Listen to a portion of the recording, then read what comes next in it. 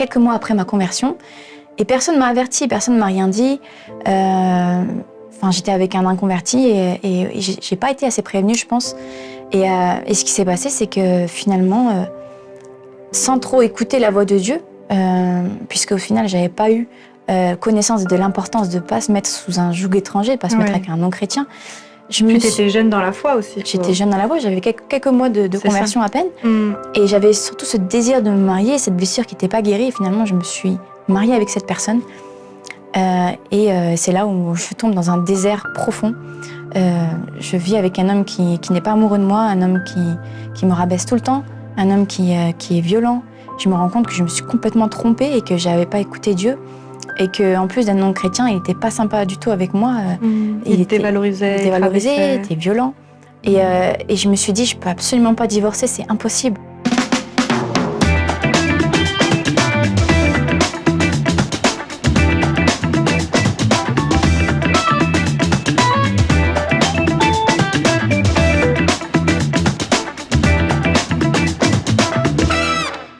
Hello les amis, je suis ravie de vous retrouver pour une nouvelle émission coupée en 4.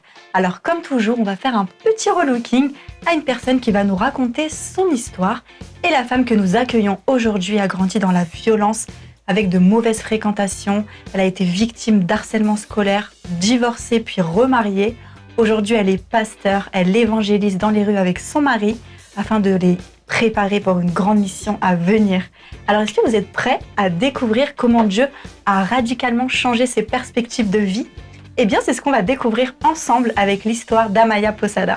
Bonjour Amaya. Bonjour. Tu vas bien ? Ça va et toi ? Oui.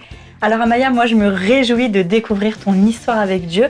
Mais avant tout ça, dis-moi déjà ce que tu voudrais que je fasse avec tes cheveux aujourd'hui. Alors peut-être juste couper un peu les pointes qui sont abîmées. Ok. Et voilà. Ça marche. Et au niveau du coiffage, je te fais un petit côté un peu wavy. Et changer. S'il te plaît. Ça marche. D'accord, donc revenons à ton histoire Amaya. Je sais que tu es mariée, que vous avez 4 enfants avec ton mari. Tu es d'origine espagnole et suisse. Tu as grandi avec des parents séparés. Ta mère n'avait pas la foi, mais ton père, lui, était chrétien. Et toi, dans tout ça, comment tu te situais dans ta relation avec Dieu quand tu étais petite ? C'est vrai que je pense que mon père a bien fait le travail parce que j'étais vraiment amoureuse de Jésus étant petite. Je croyais fermement en Jésus, j'évangélisais même autour de moi, même des adultes. Une fois, il y a un adulte qui est allé voir ma mère en disant « mais cette petite, elle est surdouée », alors que c'est juste le Saint-Esprit déjà qui commençait à prendre le contrôle de ma bouche et j'évangélisais vraiment autour de moi. J'avais cet amour pour Jésus, je faisais des songes qui se sont réalisés aujourd'hui. Et c'est vrai que ma relation avec Jésus était vraiment forte. Mais en grandissant à l'adolescence, tu as eu de mauvaises fréquentations. Tu as commis plusieurs vols, tu es devenue assez bagarreuse. Tu ne priais plus, quand tu allais à l'église, ça ne te faisait plus rien. Ouais. Mais qu'est-ce qui s'est passé pour que la petite fille, justement, pleine de zèle pour Dieu, soit devenue si rebelle ? Je pense qu'en grandissant, le péché aussi est rentré dans mon cœur. C'est vrai que j'ai vécu du harcèlement, j'ai vécu des injustices, des moqueries étant petite, par les camarades de classe, etc. C'est vrai que quand j'ai commencé à grandir, vers l'âge de 13 ans, j'ai commencé le taekwondo et donc j'étais beaucoup plus forte au niveau physique. Et quand j'ai commencé à fréquenter ces mauvaises personnes, j'ai commencé à rentrer dans la bagarre. Donc tu me cherches, tu vas me trouver. Et là, je commençais à me bagarrer. J'utilisais aussi le taekwondo par rapport à ça. Je volais dans les magasins, je dansais dans les mariages, j'étais habillée très sexy. Et c'est vrai que j'avais encore cet amour pour Jésus, mais je ne savais pas qu'il fallait que je naisse de nouveau. C'est ça. J'aimais Jésus, il fallait que personne parle mal de Jésus, mais j'étais complètement inconvertie. J'avais pas fait cette rencontre personnelle avec Dieu. C'est ça. Et pourtant, au beau milieu de ta rébellion, Dieu finira par te rattraper pour te proposer une autre vie que celle que tu menais. Alors comment as-tu réussi à quitter tes mauvaises relations et à lâcher cette vie qui t'éloignait du cœur de Dieu ? Eh bien, c'est ce que nous allons découvrir dans la partie coupe de cette émission coupée en 4. On poursuit avec ton témoignage, Amaya, toi qui pratiquais un art martial dont tu te servais aisément. Un soir, alors que tu avais remporté la médaille d'or au taekwondo, tu décides de ne pas monter sur le podium pour récupérer ta médaille et à la place, tu fais le choix de répondre à l'invitation d'un ami pour aller à l'église. Mais pourquoi cette décision-là ? Je sentais qu'il y avait quelque chose qui se passait. Il m'a dit « viens à l'église ce soir ». J'avais une compétition, donc j'avais gagné la médaille. Et mon entraîneur ne savait pas que j'avais gagné la médaille puisqu'il était avec d'autres compétiteurs. Oui. Et comme j'ai dit « je pars », il m'a dit « non, tu vas récupérer ta médaille ». Il pensait que j'avais perdu, je pense, peut-être médaille de bronze ou d'argent. Et je me suis dit, je ne vais pas attendre d'avoir ma médaille, il faut que je rentre, il y a quelque chose qui va se passer ce soir, je sens que je vais faire une rencontre. Je savais que il fallait que je vienne. Donc j'ai pas récupéré ma médaille, j'ai dit à ma mère, on fonce, on rentre. Donc je pense que j'avais remporté l'Open PACA, donc je pense que c'était vers Nice. Je suis rentrée du coup à Montpellier, on a fait les heures de route et je pensais qu'à cette réunion. Et arrivée à la réunion, donc arrivée plutôt chez moi, cet ami vient me chercher et il m'amène à la réunion. Et c'était incroyable parce que le pasteur a dévoilé ma vie. Et ce jour-là, je suis née de nouveau. J'ai commencé à pleurer. Je sentais le Saint-Esprit venir sur moi et je sentais une régénération en fait. Et je savais que tout ce que je cherchais, le bonheur, la joie que je recherchais parce que j'avais été malheureuse toute ma vie, cette joie que je recherchais, j'avais compris ce jour-là que je pouvais la retrouver seulement avec Jésus. Ouais. Et j'ai levé ma main à l'appel en pleurant, en sanglotant. Et je dis, Jésus, je t'accepte dans ma vie. J'avais compris que sans lui, je pouvais pas être heureuse. Et ça, c'était en 2007. C'était en 2007. Ouais. Et après, c'est à l'âge de 18 ans que tu décides de te faire baptiser. Quelques mois après seulement. Ouais. Quelques mois après, je décide de me faire baptiser. Pour moi, c'était une nouvelle naissance, carrément. Je voulais plus jamais entendre parler de bagarre, ni de vol. J'ai rendu tout ce que j'avais volé. J'étais née de nouveau, vraiment. Et cette joie qui m'envahissait, c'était la nouvelle naissance. C'était exceptionnel. Et depuis 2007, ça m'a jamais quittée. Et t'as coupé radicalement avec tes anciennes fréquentations, du coup? Ouais, radicalement. Avec tout le monde. Radicalement. J'ai commencé à aller à l'église, à lire la Bible, à aimer prier. Et je me suis rapprochée de Dieu. C'était vraiment incroyable. Et du coup, c'était vraiment une nouvelle vie. Une nouvelle Amaya. Ouais. Et du coup, ta vie prend un autre tournant puisque tu finis par couper tout contact néfaste pour toi avec pour seul objectif celui d'obéir à Dieu. Seulement voilà, une autre rencontre finira par te détruire. Et c'est ce que tu vas nous expliquer dans la séquence coiffage de cette émission coupée en 4. Alors Amaya, nous en sommes à ce moment de ta vie où tu as fait ta rencontre avec Dieu. Te voici prendre un nouveau départ. Seulement voilà, arrive une deuxième rencontre qui chamboulera ta vie tout à nouveau. Oui. En fait, j'étais jeune chrétienne, immature, on va dire, dans la foi. Je venais d'apprendre à vivre en tant que chrétienne. Mais c'est vrai que j'avais des blessures qui étaient là, ancrées, qui n'étaient pas guéries encore. C'est vrai que j'ai été élevée par ma mère. Elle était seule, il y avait ma petite sœur. Et autour de moi, tout le monde avait son papa, sa maman. Je vivais dans le sud de la France. C'était vraiment très méditerranéen et tout le monde était en famille. Et moi, j'avais cette souffrance de ne jamais avoir vécu avec mon père et ma mère ensemble. Et je rêvais d'avoir ce foyer, avoir un mari et des enfants. Je rêvais de ça. Dès l'adolescence, je rêvais de fonder ce foyer. Et quand je me suis convertie, je me suis dit, il faut que je me marie. Et là, cette personne qui m'a amenée à Christ avait un cousin et il n'était pas forcément chrétien. Il allait de temps en temps à l'église. Il avait l'air bien et je me suis dit, pourquoi pas essayer. Et du coup, je me suis mis avec cette personne quelques mois après ma conversion. Et personne ne m'a averti, personne ne m'a rien dit. J'étais avec un inconverti et j'ai pas été assez prévenue, je pense.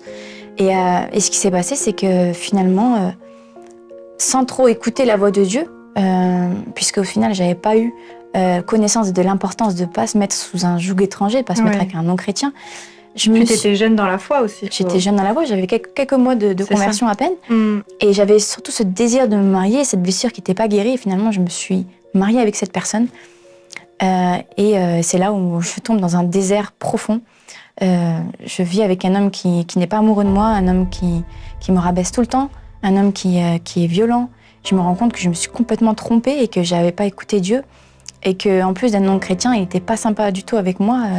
Il était dévalorisé, il était violent. Et je me suis dit, je ne peux absolument pas divorcer, c'est impossible. Je me suis mariée avec lui, maintenant c'est trop tard.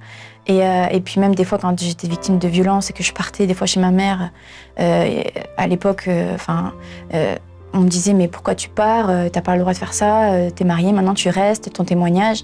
J'étais pas du tout bien accompagnée par les pasteurs à l'époque. Et en fait, j'ai vécu pendant 7 ans à pleurer et à dire « Seigneur, je te demande pardon de t'avoir désobéi ». C'est même pas je disais à Dieu « Pourquoi tu m'as fait ça ?» Parce que je savais au fond de moi qu'il m'avait dit non. Mais je disais « Seigneur, je te demande pardon de t'avoir désobéi » parce que je savais que Dieu me regardait. Je savais qu'il était triste de me voir dans cet état. Et c'est vrai que pendant 7 ans, j'ai pleuré, j'ai fait que pleurer en me disant « Ma vie est finie, il faut que je reste avec cet homme ». Et puis finalement, J'ai eu un premier enfant. Pour la petite anecdote, quand j'ai accouché, je suis restée toute la journée toute seule à l'hôpital. Il y avait à côté de moi une musulmane qui était là, son mari était là avec elle. Et moi, j'étais toute seule. Et le soir, il est venu très tard. Et je venais tout juste d'accoucher. C'était très dur pour moi parce que j'avais vécu un accouchement très difficile. Et quand il est arrivé, il est venu le soir, je commence à pleurer. J'ai dit, pourquoi tu viens à cette heure-ci? Tu m'as laissée toute seule. Il m'a dit, tu crois que je viens pour toi? Je viens pour le petit. Et en fait, j'ai pleuré. Et en fait, c'était un petit aperçu de ce que j'ai vécu durant ces 7 ans. Et c'était vraiment, il n'était pas du tout amoureux de moi. Il s'est mis avec moi parce que j'étais une fille sérieuse, parce que j'étais vierge, parce que tout le monde disait, mets-toi avec elle, c'est une fille bien, c'est une chrétienne. Mais c'est vrai que j'ai vraiment payé la conséquence de ma désobéissance parce que pendant 7 ans, j'ai souffert. Et c'est donc au milieu de cette détresse conjugale que Dieu te demandera de partir et de quitter ton mari. Oui. En fait, j'ai commencé à écouter Dieu au bout de 7 ans parce qu'au début, je voulais absolument pas me dire je vais me séparer. C'était hors de question. Et puis un jour, je fais un songe et là, Dieu me dit je vois dans ce songe plein de démons qui m'entourent à cause de cet homme qui est là. Et ces démons, ils s'attachent à moi et je les chasse. Et dans le rêve, ils me disent tu peux rien faire, t'as aucune autorité sur nous. Et j'entends la voix de Dieu qui commence à me dire tu vas aller à Paris. Et c'est là où j'ai un flash de quand la veille du jour où je me mariais avec cet homme, j'ai pris un pot où il y avait plein de versets dedans et j'ai dit Seigneur, parle-moi pour ce mariage. C'était la seule fois où j'avais demandé à Dieu son avis et je prends un verset et dans ce verset il y avait écrit les projets des hommes ne sont pas ceux de Dieu. Et ça, ce flash, il m'est revenu 7 ans après. Et c'est là où je prends mon courage à deux mains, je donne mon préavis pour l'appartement. Ça, c'était en avril, 2015. Tu pars avec tes 2 enfants? Je pars avec mes 2 enfants, avec mes valises. J'arrive à Paris. Je suis hébergée par ma tante dans un matelas. Je dors dans le salon. J'appelle les assistantes sociales parce qu'il y avait aussi des choses qui se passaient du côté de mon ex-mari. Il n'était pas du tout content. Et c'est vrai que je me sentais très menacée. Et en même temps, je savais que Dieu était avec moi. Et j'avais un élan de foi et de courage que Dieu m'avait donné. Et je suis arrivée et finalement, au bout de 2 semaines à dormir chez ma tante dans le 12e arrondissement de Paris, Dieu m'ouvre une porte dans un hôtel insalubre avec des souris, des cafards, dans 10 mètres carrés, les WC sur le palier, avec mes 2 enfants dans le 9e arrondissement de Paris. Mais j'étais contente parce que je savais que j'avais obéi à Dieu et que j'avais la paix. J'avais un toit sous ma tête, j'avais la paix, j'avais plus cette pression que j'avais subie pendant 7 ans. Et malgré cette insalubrité, j'étais vraiment dans la paix. T'étais dans la paix. Et s'ensuit donc 3 années de restauration où tu te rapproches réellement du cœur de Dieu. Et là, tu découvres aussi quel projet Dieu avait préparé pour toi. Ouais. Dieu m'ouvre une porte dans l'immobilier, donc je travaille dans l'immobilier, je vis ma vie avec mes enfants, avec le Seigneur. Je me rapproche de Dieu, je commence à jeûner, je vis des expériences avec Dieu merveilleuses, jusqu'au jour où, de 2015 à 2018. En 2018, je commence à vraiment me rapprocher de Dieu et Dieu commence à me dire « je te veux dans le ministère ». Et en parallèle, je rencontre un garçon dans l'évangélisation et qui faisait le ministère, pastoral en même temps. Et je développe cette amitié avec ce garçon. Il avait vécu le même passé que moi, à peu près similaire. Il avait vécu aussi une faute immorale dans son passé avec une précédente relation. Il avait des grosses blessures et en fait tous les deux on est amis, on développe cette amitié. En même temps moi je vis ma restauration, lui il vit la sienne. On s'échange vraiment des messages d'entraide. On est dans l'amitié pure, vraiment il n'y a pas d'ambiguïté. C'est comme s'il y avait un voile sous nos yeux. Et puis en même temps lui il est restauré, moi je suis restaurée de mon côté. Je vis mes choses avec Dieu, le Seigneur m'appelle dans le ministère. Je commence à faire un long jeûne, où là, dans le jeûne, je sens du feu dans mes pieds. Et là, c'est là où je commence l'évangélisation. Et puis cet ami qui m'encourage, c'est bien ce que tu fais, ma sœur, continue l'évangélisation, parce qu'on s'est rencontrés dans un événement d'évangélisation. Oui. Et en fait, lui, sans le savoir, Dieu m'avait placé à quelques mètres de là où il habitait, dans tout Paris, dans le même métro. Le même métro, à quelques mètres, j'habitais. Okay. Et on se croisait tout le temps. Lui, il avait une fille. Et des fois, on se croisait en amenant nos enfants à l'école. Enfin, c'était drôle. Et en fait, je ne savais pas. J'ai su après les clins d'œil que Dieu me faisait. Et en fait, on se croisait tout le temps, du coup. Et on était invités aux mêmes événements, au même moment, au même endroit. On recevait des mails. Il y a le prénom de cette personne, mon prénom. Mais je vivais ma vie, j'étais dans le ministère concentré. J'avais même dit à Dieu, Seigneur, je renonce au mariage et je te consacre ma vie. Ouais, Je te consacre ma vie. Et c'est après ce temps de restauration que Dieu te parlera au travers de 5 rêves pour rappeler dans ta vie le temps de restitution. En fait, ce qui se passe, c'est que je suis dans le ministère, j'évangélise, il y a un groupe d'évangélistes qui vient avec moi. Et il y a un garçon, un évangéliste, qui commence à se rapprocher de moi. Et je sens que c'est vraiment un homme de Dieu, zélé. Et je me dis, peut-être que Dieu a quelqu'un pour moi finalement et que c'est moi qui me mets un frein. Et je commence à établir une relation d'amitié avec lui, une amitié, j'ouvre la porte pour une amitié. Et puis, je me rends compte que je m'attache à lui et que je me dis, c'est vraiment lui qu'il me faudrait en fait. Et puis arrive un moment donné où je suis lancée, je me dis, je vais me mettre en couple avec lui. Et là, je fais un songe. Et ce songe, il était tellement puissant. Dans ce songe, le Seigneur me montre le pasteur Semaïas, donc cet ami avec qui j'entretenais une relation d'amitié pure, sans ambiguïté. Qui habite à côté de chez toi. Qui habite à côté de chez moi. Il me montre le pasteur Semaïas, il me dit, c'est lui ton mari. Et là, je me réveille, je pleure. Je me rappelle, j'étais dans ma salle de bain, je pleurais. Et pourquoi tu pleurais? Je pleurais parce que je comprenais pas, je savais que c'était Dieu qui me parlait. Et je disais, non Seigneur, tu peux pas me faire ça. Qu'est-ce que tu es en train de me faire? J'ai trouvé un garçon qui est bien. Et tu me montres le pasteur Semaïas qui n'est pas du tout intéressé par moi, qui m'appelle ma sœur, mais qui a tout sauf envie d'être avec moi. Enfin, on peut ressentir en tant que femme quand un homme s'intéresse à soi. Mais lui, c'était pas du tout le cas. Et c'est là où j'étais très blessée par rapport à ce que Dieu me faisait et je comprenais pas. Je comprenais pas. Et j'ai fait un deuxième rêve où Dieu me montrait encore que c'était le pasteur Semaïas, mon mari, donc 2 nuits d'affilée. Et il faut savoir que ce garçon avec qui j'ai évangélisé m'appelle le premier soir où j'ai fait un rêve. Il me dit, ah Maya, c'est bizarre, j'ai fait un rêve que je me disputais avec le pasteur Semaïas. Et au même moment, au même soir où moi j'ai fait le premier songe. Waouh. Et là j'ai compris en fait. C'est comme quand Pharaon, Dieu a parlé à Pharaon à travers un songe. On dit ne touche pas, c'est la femme d'Abraham. De la même manière, je savais que Dieu avait parlé à ce garçon et pour moi c'était clair que en fait Dieu l'avertissait, c'est pas ta femme, ne la touche pas, c'est la femme du pasteur Semaïas. Et pourtant on n'a pas parlé de ces choses-là parce que c'était le pasteur Semaïas. Personne, on va dire, on peut pas parler de lui, on peut pas parler pour lui. Moi, j'étais pas au courant de ce que lui pensait, j'allais pas lui dire, j'ai fait des rêves. On est resté dans le respect et lui, je pense qu'il avait compris. On s'est plus parlé depuis ce jour-là. Et il faisait sa vie, je faisais la mienne. Mais le 3e rêve, 3e songe, donc 3e nuit, c'est là où j'ai un 3e songe. Et là, dans mon songe, je suis mariée avec le pasteur Semaïas et là, je ressens son amour qui est tellement fort que on était dans une voiture, je ressens son amour et quand je me suis réveillée, j'étais remplie de sa paix, de sa joie et Dieu m'avait montré l'avenir, il m'a dit il va t'aimer comme ça, donc fais-moi confiance, alors que c'était pas du tout joué d'avance. C'était même inintelligible selon moi de concevoir qu'un jour j'allais être mariée et qu'en plus il allait m'aimer. Et c'est là où j'ai eu la paix.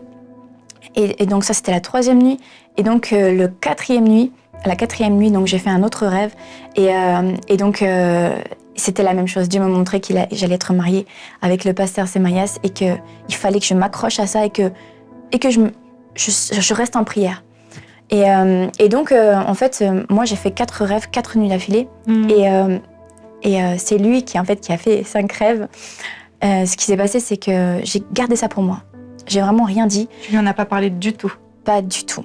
Mais pas du tout. Je me suis dit, si Dieu m'a donné des rêves, il va aussi lui parler et je peux pas arriver vers lui au bout de 3 ans d'amitié où lui, il essaye de me trouver un mari et moi, j'essaye de lui trouver une femme en lui disant, finalement, c'est moi ta femme. Je pouvais pas faire ça. C'était vraiment, il fallait que Dieu lui parle surnaturellement. Et donc, j'ai rien dit. Et j'ai prié. Jusqu'à ce soir-là où on avait été invités par Sage Productions, on était tous les deux assis dans un cinéma en VIP, parce qu'on était du coup tous les deux dans le ministère avec plusieurs pasteurs. Et là, j'avais mis mon sac à côté de lui.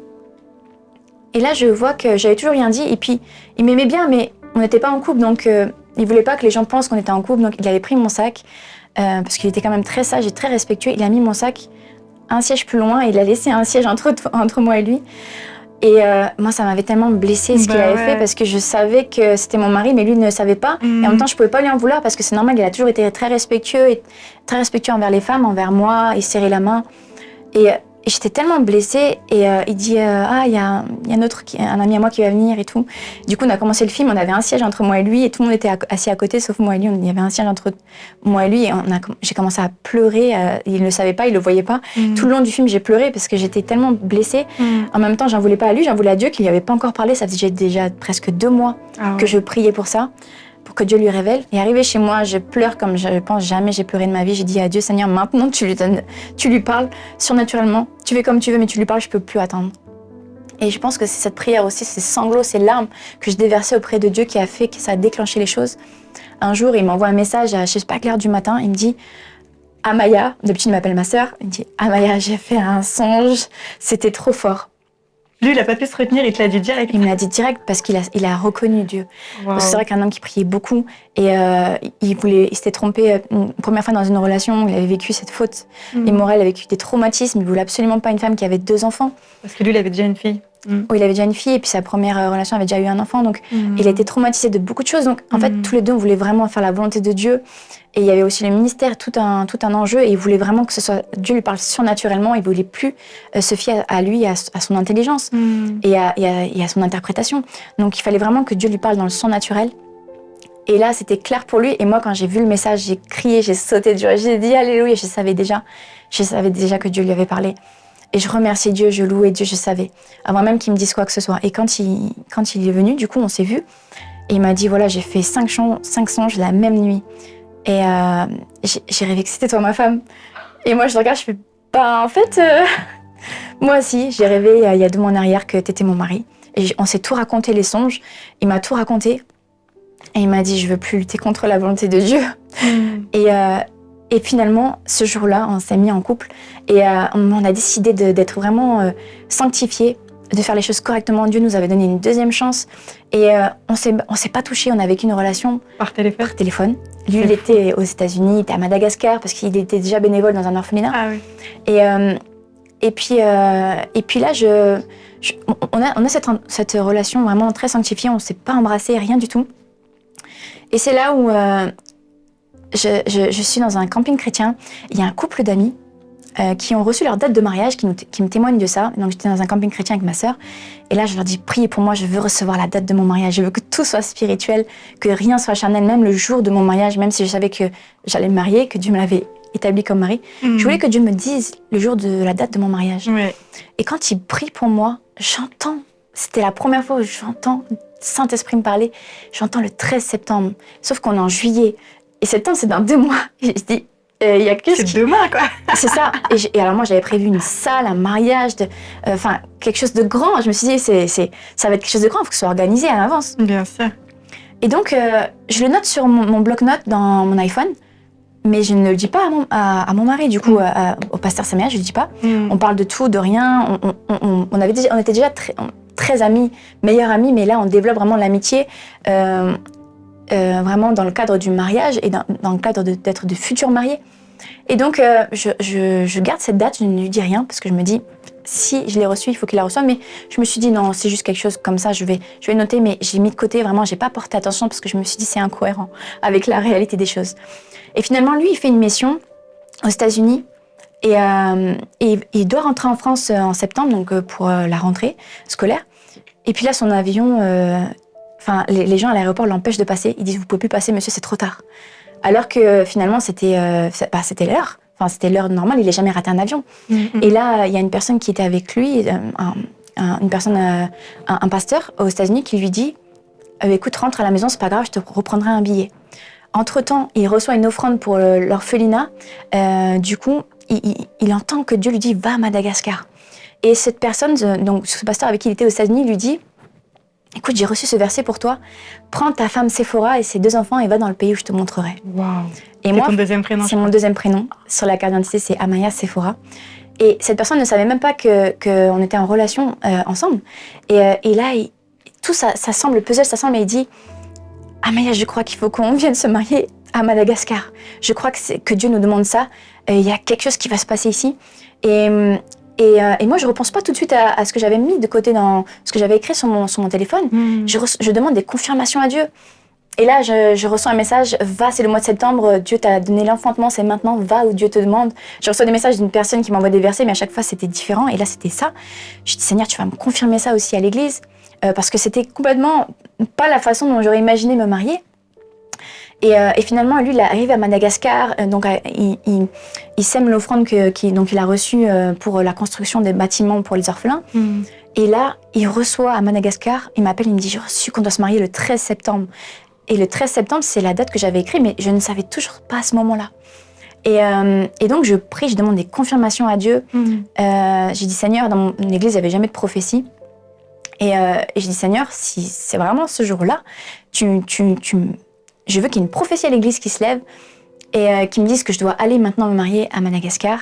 Et je veux que toute la prédication soit dans ce sens. Et ce qui s'est passé, c'est que ce jour-là, j'ai mis vraiment à l'épreuve Dieu. Ouais. J'ai dit, tu vas le faire jusqu'au bout, tu vas me donner des directives. Et ce jour-là, je suis allée à l'église et puis il y a une femme qui s'est levée, qui a prophétisé alors que ça n'arrivait jamais dans mon église. Elle disait, va, Dieu a ouvert la mer devant toi, ça te fait peur, c'est pas comme tu aurais imaginé, mais va, Dieu est avec toi. Et le pasteur, toute la prédication était dans ce sens. Donc, et là, je dis, ok Seigneur, je vais prendre mon billet. Je prends mon billet. Avant de prendre mon billet, je prends un petit verset. Je dis, Seigneur, tu m'as parlé pour mon premier mariage, tu vas me parler pour ce mariage. Je prends un verset et le Seigneur me dit dans ce verset, va, je suis avec toi où que tu ailles. Et donc, je prends mon billet et j'oublie, j'oublie la date que j'avais écrite. Finalement, lui, il cherche un hôtel. Tous les hôtels étaient pleins. Finalement, il trouve un très beau hôtel et puis la personne lui dit, désolé, tout est pris.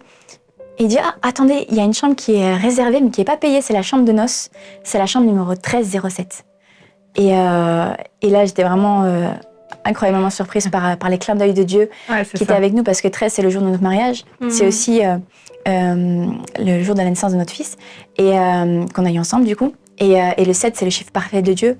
Et donc, il a pris cette chambre, et finalement, le pasteur Van et le pasteur Perle nous ont mariés ce jour-là à Madagascar.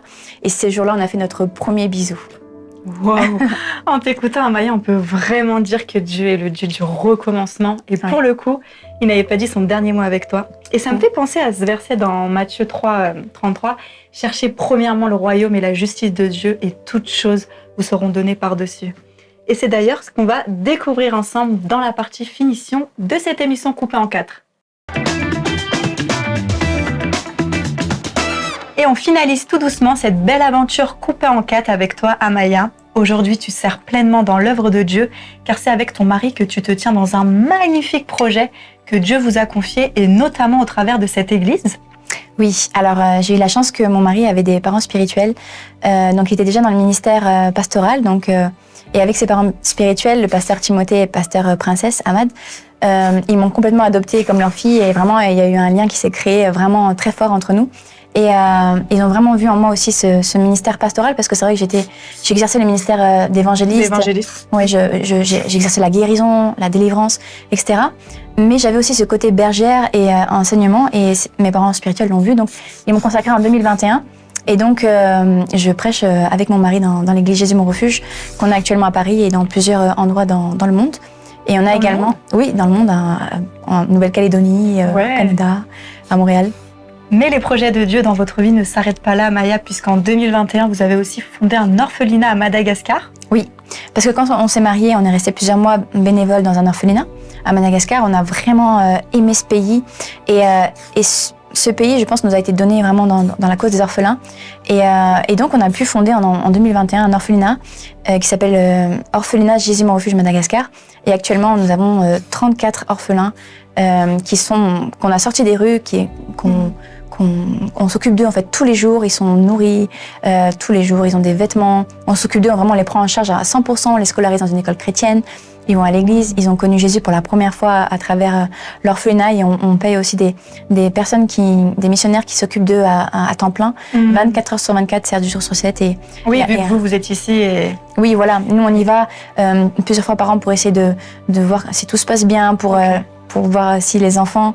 Et c'est vrai qu'on gère ça à distance, mais là-bas, on a établi des personnes aussi, un couple responsable qui s'occupe d'eux, qui veille à ce que tout se passe bien au niveau des enfants.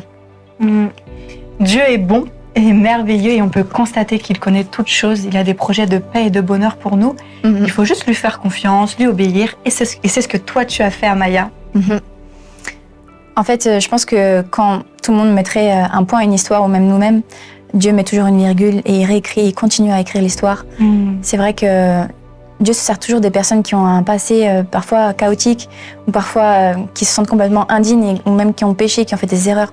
Et vraiment, c'est ce que Dieu fait, c'est sa marque de fabrique. Même dans la Bible, on peut voir que Dieu se sert des personnes sur qui personne n'aurait misé. Amen. Et c'est pour ça que je pense que tout le monde a sa chance et que Dieu, c'est le Dieu des opportunités. Tout à fait.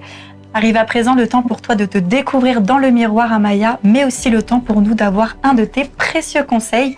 Et ça sera tout de suite dans la partie découverte de cette émission coupée en 4. Alors surtout, ne bougez pas. Alors Amaya, nous voici à la dernière étape de cette émission. Tu vas pouvoir maintenant te découvrir. On y va ? On y va. Waouh, Ça change, hein ? ouais. Je t'ai coupé un petit peu les pointes parce qu'elles étaient quand même un petit peu abîmées. Ah, Du c'est coup, super. Je t'ai donné un petit côté un peu wavy. Ça Beaucoup. fait ressortir ta couleur. J'aime beaucoup, merci. Je t'en prie. Alors, on va s'adresser à présent à ceux qui nous regardent depuis le début de l'émission. Qu'est-ce que tu aimerais qu'ils retiennent de ton témoignage ? J'aimerais qu'ils puissent retenir que jamais rien n'est perdu avec Dieu. C'est-à-dire que souvent on peut faire des erreurs, on peut pécher même, et on peut se dire qu'on est complètement inutilisable par Dieu, sauf que en fait Dieu se sert des choses folles de ce monde, des choses que l'on méprise pour confondre les sages, et Dieu a toujours fonctionné comme ça. La clé, c'est vraiment de se rapprocher de Dieu, de chercher un cœur à cœur avec Dieu, de chercher à avoir un cœur conforme à celui de Dieu, et à seulement regarder à ce que Dieu pense de nous, et en vraiment faisant de l'éternel nos délices. C'est là où il nous donne ce que notre cœur désire, et le but, c'est vraiment de pouvoir le servir, et c'est dans le service, c'est vraiment dans l'amour que nous pouvons développer pour Dieu, dans cette relation avec Dieu que Dieu bénit. Amen. Merci Amaya pour ce judicieux conseil qu'on va garder précieusement. Et puis moi, comme toujours, je vous lance un petit défi. Il va s'adresser à toutes les personnes célibataires. Ne perdez pas espoir. Priez pour votre futur époux, votre future épouse. Le temps de Dieu est parfait. Et pour aller dans la continuité de ce que nous disait Amaya dans son témoignage, utilisez ce temps de célibat comme un temps de préparation, un temps où on passe du temps de qualité avec Dieu, un temps où on lit la parole de Dieu et toutes sortes de livres sur la préparation au mariage. Dieu est le Dieu de promesses et ses promesses vont s'accomplir pour votre vie. Alors croyez en cela et saisissez la faveur de Dieu pour votre vie. Dieu répondra à vos prières en son temps. À côté de ça, Amaya, je te remercie pour ton passage dans notre émission. Avec plaisir. Merci pour ta confiance, ton authenticité, merci pour ton cœur. Vraiment, c'était un plaisir de t'avoir sur le plateau de Coupé en 4. Et si le témoignage d'Amaya vous a touché, vous a parlé, n'hésitez pas à nous le faire savoir dans les commentaires sous la vidéo. Vous pouvez également vous abonner à la chaîne YouTube pour suivre toutes nos émissions Coupé en 4 et être informé de la sortie des nouvelles émissions. Et aussi, si vous souhaitez voir ou revoir le témoignage d'Elisa, qui a perdu son papa du Covid, ou encore qui a eu son mariage annulé presque au dernier moment, malgré cela, elle n'a jamais abandonné sa foi, puisque aujourd'hui, elle sert pleinement le Seigneur par ses dons et ses talents. Vous pouvez retrouver son émission juste ici. Et si vous aussi, vous souhaitez partager votre témoignage ici, dans le fauteuil de Coupé en 4, je vous invite à nous contacter sur les réseaux du Top Chrétien. Puis bien sûr, je vous donne rendez-vous très bientôt pour une nouvelle émission Coupé en 4 avec un nouvel invité qui nous racontera son témoignage de foi et qui profitera aussi d'une belle transformation capillaire. À bientôt!